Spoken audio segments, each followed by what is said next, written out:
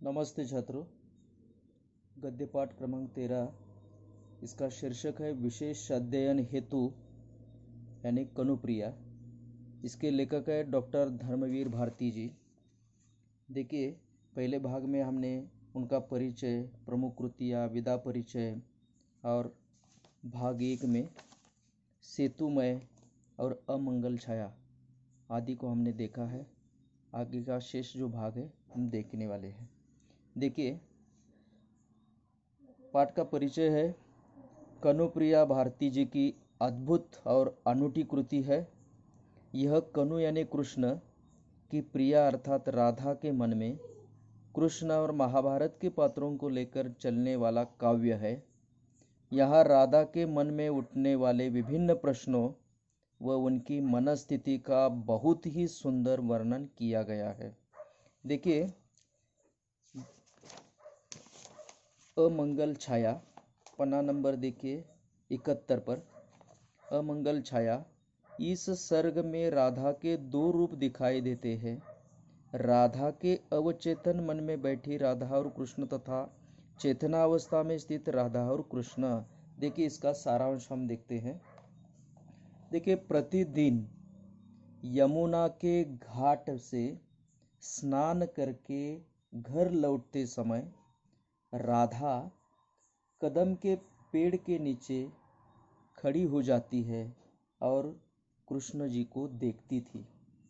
कृष्ण को ध्यानमग्न अवस्था में बंसी बजाते हुए देखकर राधा उन्हें कोई देवता समझकर प्रणाम करती है और फिर अपने घर की तरफ जाती है। कवि कहता है कि राधा, जिस राह से तुम यमुना से लौटकर जाती थी, आज उस रास्ते से मत जाना, क्योंकि उजड़े हुए जो कुंज है, यमुना के आसपास जो कुचली लताएं हैं और आकाश में उड़ रही है धूल है, क्या तुम्हें यह नहीं बता रही है कि आज उस राह से कृष्ण की 18 अक्षौहिणी सेनाएं महाभारत के युद्ध में हिस्सा लेने जा रही है। आज तुम उस रास्ते से अलग हटकर खड़ी रहना, क्योंकि कृष्ण को प्राप्त न कर पाने के दुख से दुखी राधा, तुम लताओं की ओट में छिपकर खड़ी रहना, क्योंकि आज इस गांव से द्वारिका की युद्ध के लिए तत्पर सेनाएं गुजर रही है। यह भी मान लेना कि कृष्ण तुम्हारा अपना है, उसे तुम बहुत अच्छी तरह जानती हो, पहचानती हो। ये सारे जो सैनिक हैं उसी कृष्ण के हैं, लेकिन ये सभी तुम्हें नहीं पहचानते हैं, इसलिए तुम रास्ते से हट जाओ। यह आम का जो पेड़ है वो कृष्ण जी को बहुत प्रिय है। तुम्हारे न आने पर सारी शाम जो है वे इसकी डाल के सहारे खड़े रहकर या इस पर बैठकर बंसी बजाया करते थे। उनकी बंसी बस तुम्हारा ही नाम पुकारती है। आज यह आम की जो डाल है हमेशा के लिए काट दी जाएगी, क्योंकि ये नीचे डालियाँ कृष्ण के सेनापतियों की वायु गति से चलने वाले रथों पर लगे हुए ऊंचे ऊंचे ध्वजों में फंसती है। इसके साथ ही रास्ते के किनारे खड़ा ये छायादार जो पवित्र अशोक का पेड़ है वो भी आज काट दिया जाएगा। इसमें भी आश्चर्य नहीं है कि यदि गांव वाले इन सेनाओं के स्वागत के लिए तैयार नहीं है तो शायद यह गांव भी उजड़ जाएगा। ये राधा वर्तमान में कृष्ण के अपने कहलाने वाले लोग जो है तेरे और कृष्ण के बीच के संबंध को नहीं जानते हैं। इस बात से तुम्हें दुखी होने की आवश्यकता नहीं है, क्योंकि तुम इस बात से उदास मत होना कि इस भीड़ भाड़ में तुम और तुम्हारे प्यार को कोई नहीं पहचानता है। तुम्हें तो गर्व करना चाहिए कि तुम्हारे प्रिय कृष्ण के पास 18 अक्षौहिणी सेनाएं हैं। देखिए अगला परिचय। एक प्रश्न है, राधा कृष्ण को संबोधित करती है, मेरे महान कनु। अच्छा भी मान लो तो एक क्षण के लिए मैं यहाँ स्वीकार कर लूँ कि तुम्हें लेकर जो कुछ मैंने सोचा है, जिया है, वे सब मेरी तन्मयता के गहरे क्षण थे। तुम मेरे इन क्षणों को भावावेश कहोगे, मेरी कोमल कल्पनाएं कहोगी। तुम्हारी दृष्टि से मेरी तन्मयता के गहरे क्षणों को व्यक्त करने वाले ये शब्द निरर्थक परंतु आकर्षक शब्द है।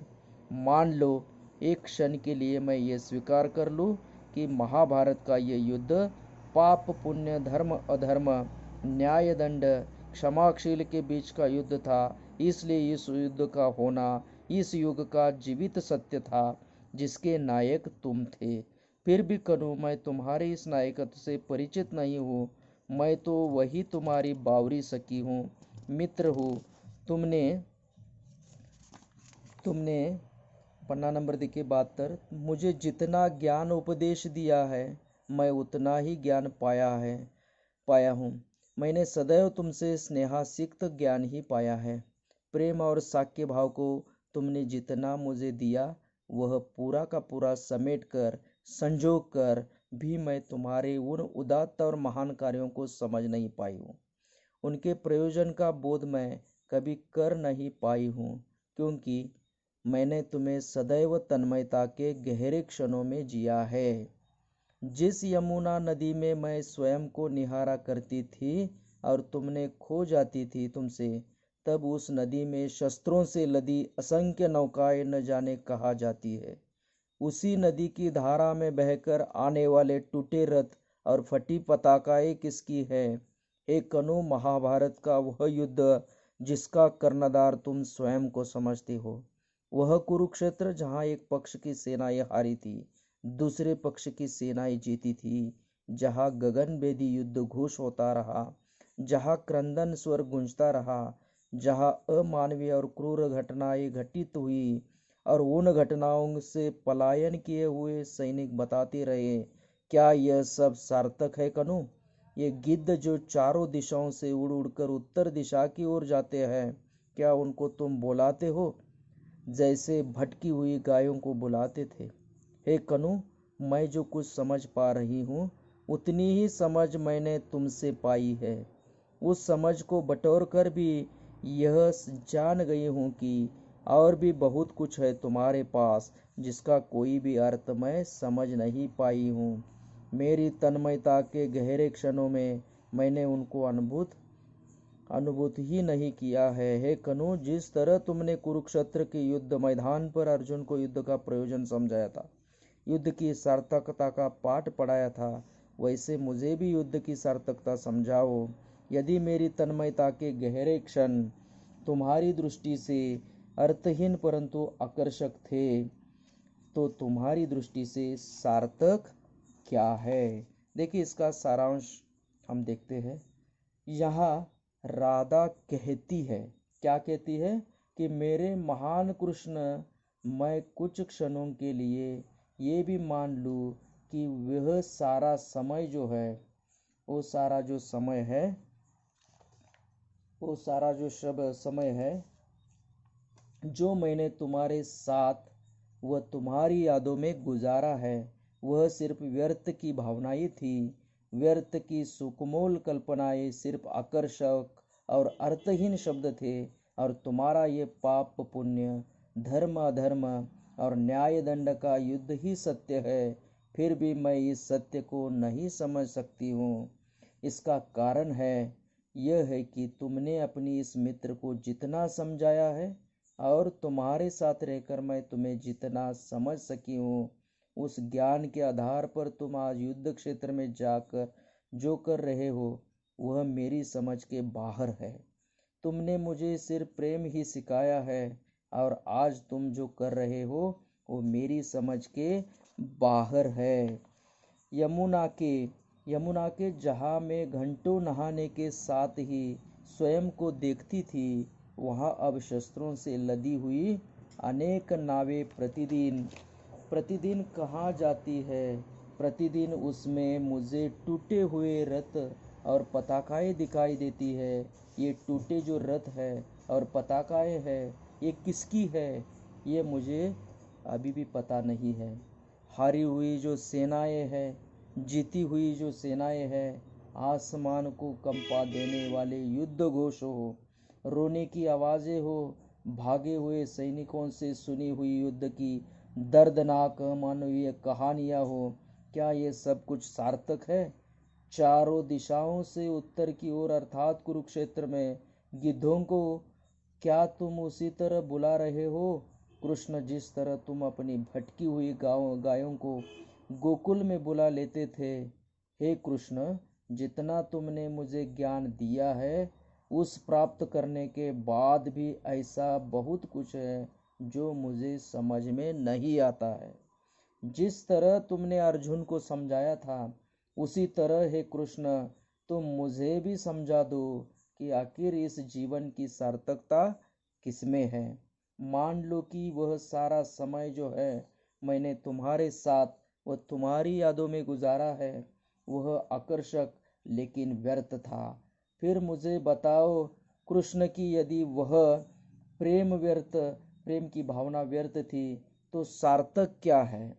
लेकिन जो तुम्हारी दृष्टि से सार्थक है वह तुम मुझे कैसे समझाओगे? देखिए आगे का भाग हम देखते हैं। शब्द अर्थहीन। देखिए इसका सारांश हम सुनते हैं, ध्यान से सुनिए कि ये सारे शब्द जो है युद्ध भूमि में तुमने अर्जुन से कहे हैं।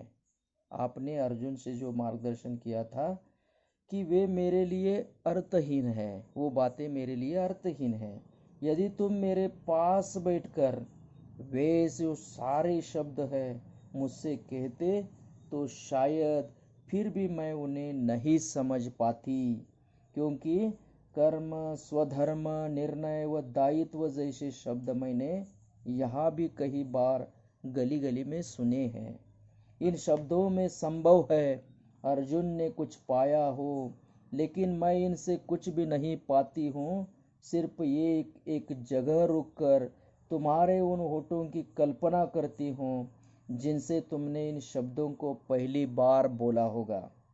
मैं यही कल्पना करती हूँ कि कृष्ण की अर्जुन की जगह मैं हूँ और मेरे मन में जो मोह उत्पन्न हो गया है जैसे अर्जुन के मन में उत्पन्न हुआ है, युद्ध कौन सा भी हो और मैं किसके भी पक्ष में हूँ, समस्या क्या है और लड़ाई किसके बीच है, यह सब कुछ मैं नहीं जानती हूँ। फिर भी मेरे मन में मोह उत्पन्न हो गया है, क्योंकि मैं बस इतना चाहती हूँ कि तुम मुझे समझाओ। तुम मुझे बहुत अच्छा लगता है जब तुम मुझे समझाते और सारी सेनाएं स्तब्ध वहाँ खड़ी रहती है, सारा इतिहास रुक जाता है और तुम मुझे समझाते रहते हो। कर्म, स्वधर्म, निर्णय और दायित्व जैसे शब्द मेरे लिए अर्थहीन है। इन सब को बिना ध्यान दिए, बिना पलक झपकाए सिर्फ मैं तुम्हें देखती ही रहती हूँ। तुम्हारे हर शब्द को बिना समझे ही मैं अपने मन में समाते जा रही हूँ। तुम्हारा तेज मेरे इस शरीर, निर्जीव शरीर में जैसे तेज पैदा करता है। मेरी संवेदनाओं को जो लगभग खत्म हो गई थी उन्हें जैसे नया जीवन दे रहा है।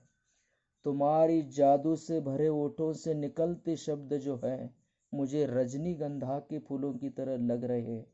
ऐसा लगता है जैसे ये फूल एक के बाद एक झरते जा रहे हैं और बस झरते ही चले जा रहे हैं।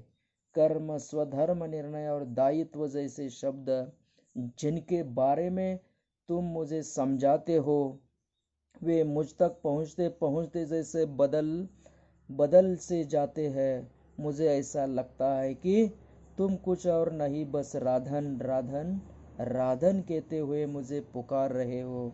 तुम्हारे शब्द अगणित है और कनु अर्थात राधा संख्यातीत है, लेकिन तुम्हारे हर शब्द का अर्थ बस राधा ही है। अतः तुम मुझे इन शब्दों से कैसे इतिहास के बारे में समझा सकोगे कृष्ण जी? प्रश्न चिन्ह है।